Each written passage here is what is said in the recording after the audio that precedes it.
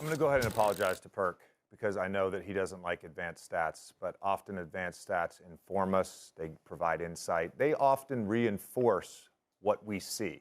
So they kind of complement the eye test. I know you're an eye test guy and you don't like advanced stats, but I might use a few here.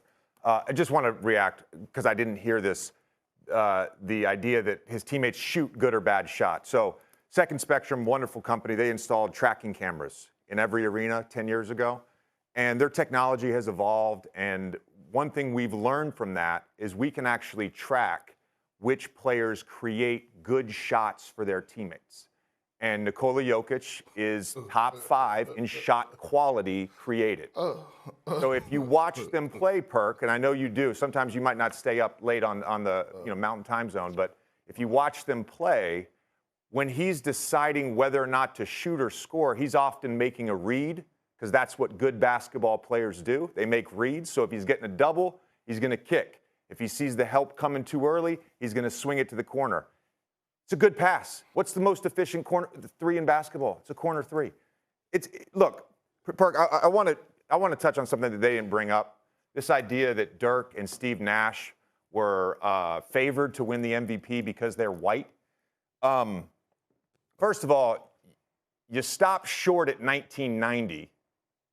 That was your cutoff point for players to win MVP not in the top 10 in points per game, which is a stupid stat to judge MVP on. This isn't middle school. 1990, Magic won it. 89, Magic won it. 87, Magic won it. 87, he was 10th. 89, he was 15th. 90, he was 18th. Okay?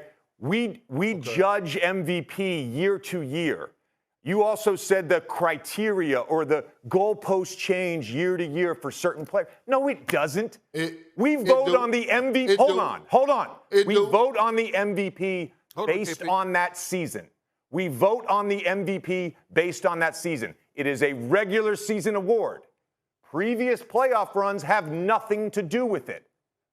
It's a regular season award for the most valuable player. Dirk Nowitzki led the league in win shares in both 06 and 07. Led the league in offensive win shares in both 06 and 07. So, yeah, he wasn't top 5 or whatever he was, top 10 in scoring his MVP season. The Dallas Mavericks were 67 and 15. They had the best record in the NBA.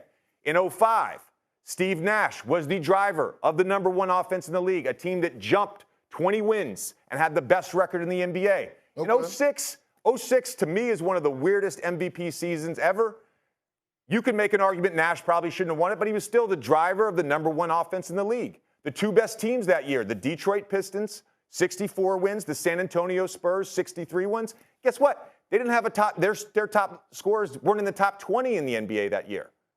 So that was just a strange season. You could have given it to Kobe. You could have given it to Shaq. You could have given it to Tim Duncan. They gave it to Steve Nash.